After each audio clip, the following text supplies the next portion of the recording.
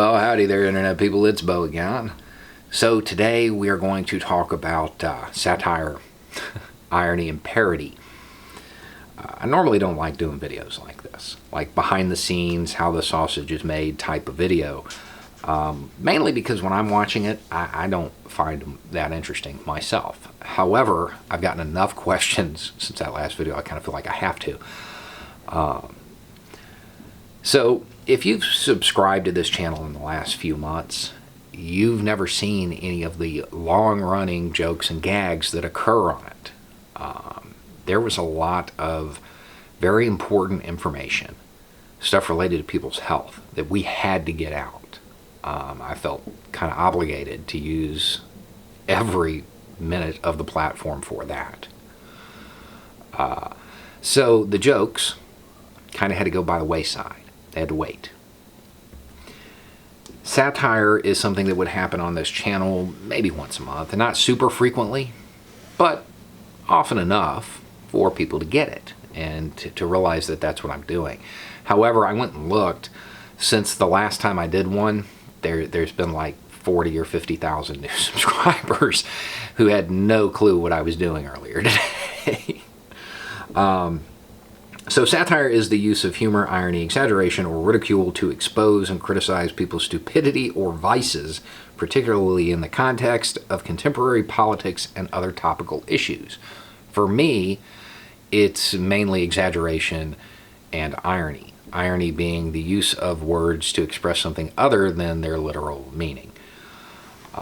Obviously, if you've watched enough of this channel, you know that me saying Trump is a great leader is a little off. One of the problems with satire, it's not really a problem, it's how it functions, is that if it's done right, it's pretty much impossible to differentiate from somebody who actually holds that opinion. It's called Poe's Law. So the question is, why do I do it?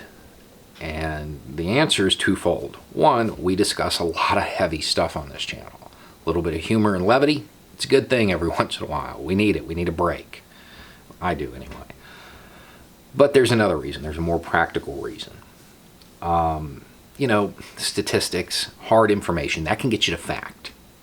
However, sometimes a little bit of fiction can help people get to truth.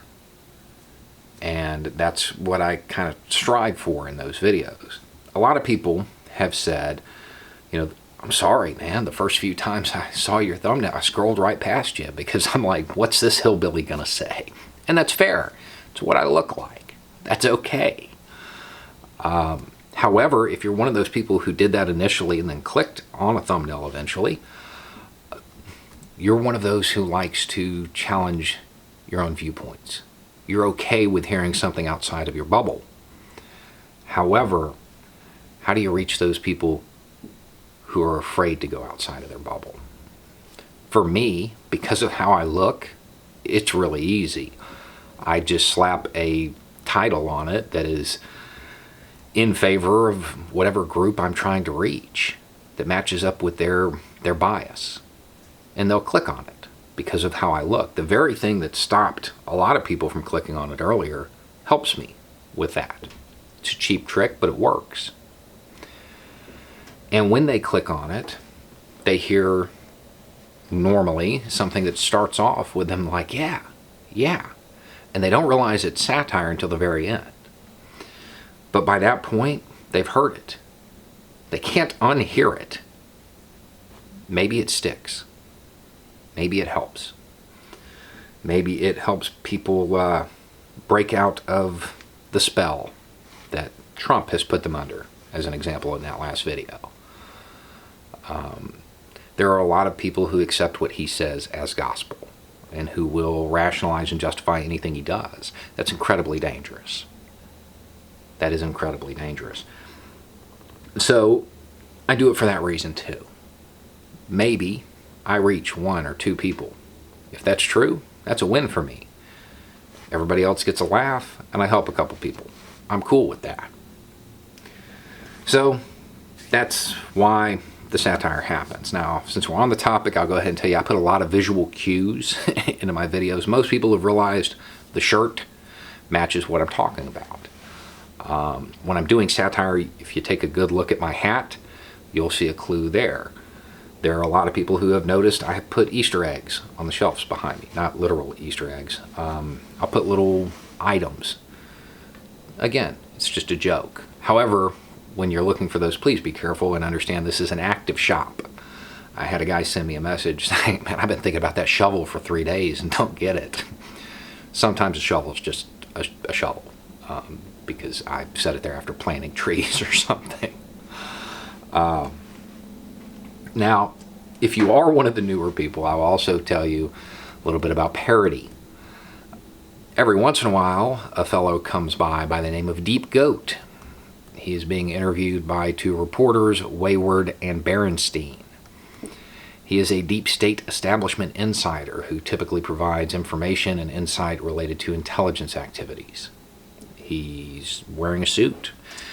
You don't get to know what he looks like because his face is always blurred, but he sounds a whole lot like me. It's freaky. He's also normally carrying a flask that has the Mad Hatter from Alice in Wonderland on it. Given what is going on in the Senate Intelligence Committee right now, I would imagine that he might make an appearance soon. So there's a little bit about some of the behind-the-scenes stuff that goes on the channel. Now, I do it because the goal of this channel is, yes, to spread information, but also to build a community. And the little running jokes, the little gags, they help develop that. You know, it's something that people can point out to each other, and it helps build that community, which is really a major goal of this channel, is to eventually be able to take this into the real world. So you guys can network and meet people from your community, from your local community, and get out there and do something if you want to. And in order to do that, I have to foster camaraderie and a sense of connectiveness in the comments section. This is one of the ways I try. Yeah, so I guess that's it. Anyway, it's just a thought. Y'all have a good night.